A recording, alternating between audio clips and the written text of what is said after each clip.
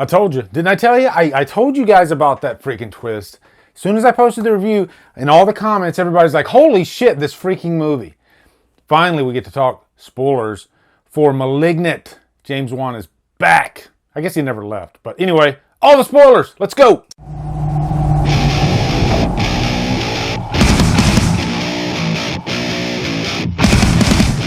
What is up, guys? It's time to do all the spoilers for Malignant.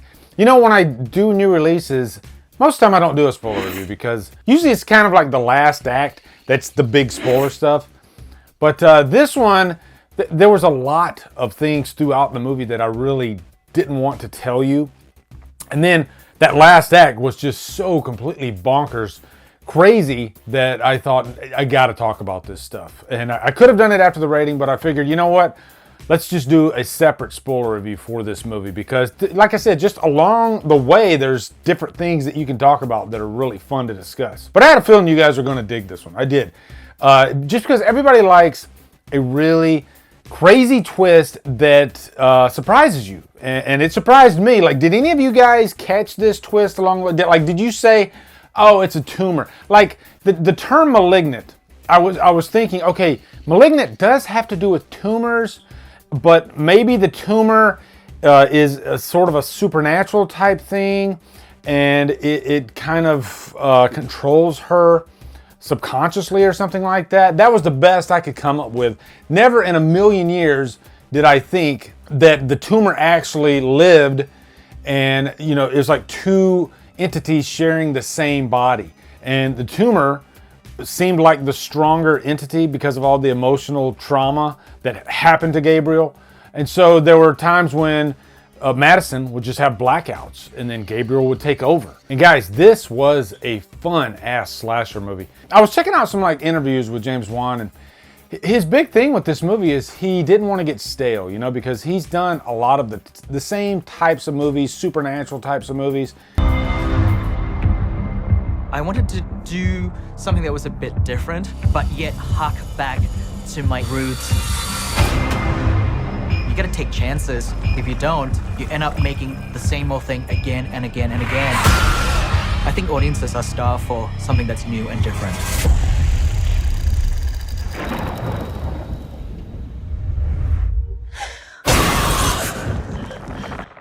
And the trailer for this one was very misleading because it looked like the same old, you know, very well directed James Wan movie, but not that far removed from his previous works like Insidious and The Conjuring, which are great in their own right, of course. But this looked like more of the same according to the trailers. But then James Wan, you know, he pulled the rug out from under us. You could tell that this was more of an homage to like Giallo films, Italian horror. I saw somebody in the comments state that this was the best Dario Argento movie to come along in so many years that wasn't directed by Dario Argento, and I completely agree. You know, it's like a love letter to Argento in some of the scenes, especially that scene where Madison is like laying on the bed. When that, I believe it's a scene where that one guy's about to get killed, and you're thinking that Madison is in a different location than Gabriel, and she ends up getting on top of the guy and stabbing him to death. But that scene was just beautifully lit. Like it was almost like artistic. You know, I mentioned the term, the camera kind of is used as a brush to paint the moods of the movie, you know? That's one thing I love about Italian horror so much, is that they tell the story not just with the characters and the dialogue, but also with the camera, with the set design, with the lighting. You know, it's all part of the plan. Sometimes in like Italian horror movies, the story can take a back seat, but there's so much going on in front of the story that it gets away with it. Now this one, the story was great. The story didn't take a back seat. It was completely insane, and I think that's just because of how the action was directed in this movie. And before we dig into the plot, also, I just wanted to mention like the Giallo elements. I mean, did you guys take a look at how Gabriel looked in this movie? That is a Giallo killer head to toe. You know, just a Giallo killer is dressed in all black. Usually they're like wearing a hat, but I guess the hair, which also looked kind of like a wig, was kind of the hat. But just the silhouette of Gabriel looks like a Giallo killer. So anyway, jumping into the plot, this starts off with this research facility, and you're wondering like, okay, there's some kind of experiment going on. You can see it in like the newspaper clippings and all that stuff. And then all of a sudden everything goes haywire. It's Gabriel, and he just completely obliterates everybody in the room. You know, it's almost kind of like the lab mask from Halloween 6. But right away, this set up the tone of the movie just by how bloody and brutal it was. Like, oh, I was like, oh shit, we got a bloody ass slasher movie, like from the first scene. So it set the tone for me anyway, because I'm such a big slasher fan. But they never really show you Gabriel in that first scene. So you don't know if this is like a ghost, like a supernatural type of thing. What is it? And by the way, this takes place when Madison is a child. So I think like 20 years ago, something like that. But then we jump forward into the present day, and we jump into Madison's life and her husband, Derek, who's a dick. And, you know, he's one of those abusive husbands that, you know, he tries to come off as nice to her. But you know, if she goes too far, just because he's so selfish that he takes it out on her and he actually beats her. And so that is what releases Gabriel, that scene where he pushes her against the wall and she bashes her head, and you know, she's bleeding from behind. And I felt like that was going to play a part in this, like what is that going to lead to? You know, because they wouldn't put that there unless there was a reason for it. You know, they focused on that scene. But then Gabriel's released. This section of the movie is what feels like your quintessential James Wan, almost Conjuring style scene. You know, it's just shot that way. They play with the shadows quite a bit, a lot in the foreground, in the background. When the lights are off, you see like the silhouette of Gabriel. You know, Gabriel looks like a ghost in this scene. And when he turns on the light, he's gone. So up to this point, this movie's really playing with your expectations. Like, wait, what are they doing? Is this gonna be like a mixture of the two? And I guess it kind of is. But anyway, here's where the detectives come in, and they are pointing the finger at Madison, you know, because she's the only one there with her dead husband. And so they're questioning her and everything. And then I love that scene later in the movie. I call it like the primal fear scene, where they're questioning her. And up to this point, at least for me, I'm thinking Madison's completely innocent, right?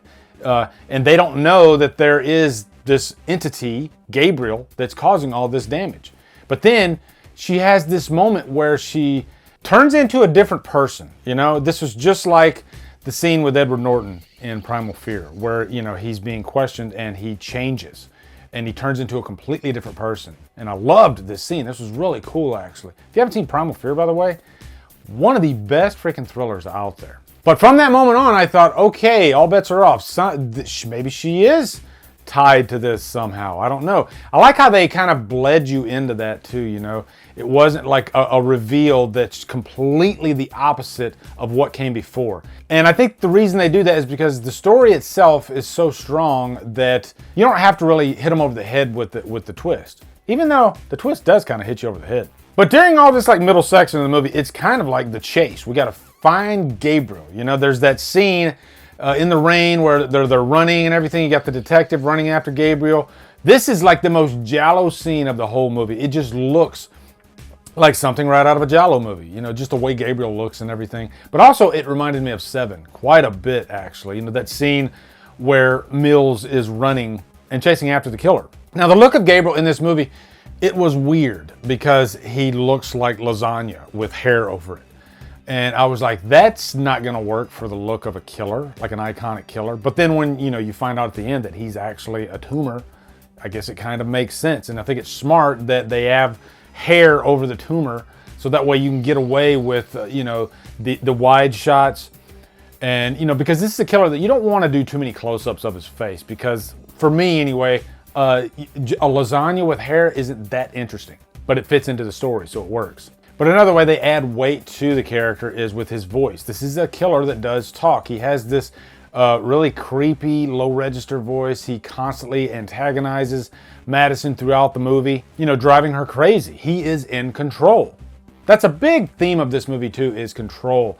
Taking over your own life, no matter what the situation is. This particular situation is a person that has a dual personality. You know, because there's literally another body on the back side of you. So which one's going to take over? And that's brought full circle in the end of the movie when there's this big showdown in the hospital room. He throws the bed up against his sister and Madison tricks him. You know, tricks us because we think, oh shit, he just killed the sister. No, Madison for the first time in the movie takes control and tricks Gabriel. and this is how she wins. She tricks Gabriel, and she's able to lock him away back into his prison of her own mind. Now, as unique as this movie is, I think it's so weird and crazy that if it didn't have James Wan directing it, if it didn't have all those amazing like action sequences, I guess like you could call them action horror because they were really, really bloody.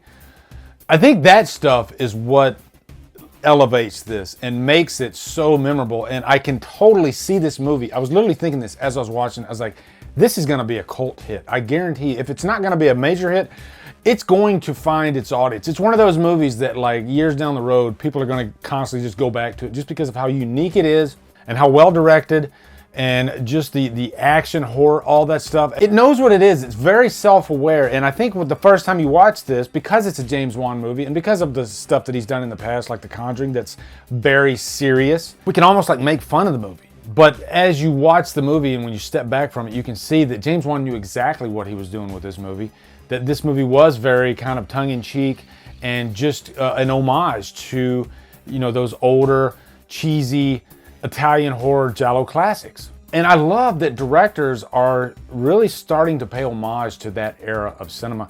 It's an era that I didn't even discover until a couple of years ago. Thank you to my great friend Dylan, rest in peace, who introduced me to the genre. So I automatically recognized it in this movie. And it just, just added to it. And hopefully, if anything, I hope that this movie would encourage people that have not watched Italian horror or giallo films to take the leap, because there are so many great ones out there to enjoy. I even have a playlist of like giallo and Italian horror and grindhouse. I believe it's on my main page, but you start going through that playlist, you can see tons of great options. But guys, this does not happen that often. This movie stayed with me so much that from the non-spoiler review to the spoiler review, it went from a purchase worthy to a trap in an arm. I'm giving it a trap in an arm now because I just can't stop thinking about this movie, how unique it is, how fresh it was in a landscape of nothing but sequels. And yes, I'm excited as hell for Halloween Kills, but that's what the 12th movie in that franchise. This has the potential to have its own franchise. They leave it wide open because Gabriel, yeah, he's under lock and key inside Madison's mind, but he could come back out at any time. So I'm hoping and praying that we get a sequel to this because Gabriel is a very interesting and unique killer. And wouldn't it be great if we ended up having a giallo inspired franchise come out of this, because that's something that's like never happened really. Maybe Darkman. Did Darkman have a sequel? I don't even know. I've never seen any of the Darkman movies, but I think of the look of Darkman, and I can tell he's inspired by like a giallo killer. But yeah. Anyway, guys, that's my spoiler review. A lot of rambling in here, but that's just the way I do my spoiler reviews. But anyway, yeah. Down in the comments, let me know what you guys think of this movie. Has it stayed on your brain after you watched it? No pun intended, I guess, because that's like part of the movie, staying on the brain. But yeah, let me know in the comments. Also, be sure to come over to Killer Flicks, where we talk horror all day and every day on Fridays. We do Free for Fridays. Follow me at Drumdums on all my socials. Support me on Patreon. Buy me a coffee. Anyway, guys, thank you so much for watching. Have a great day, and Drumdum out.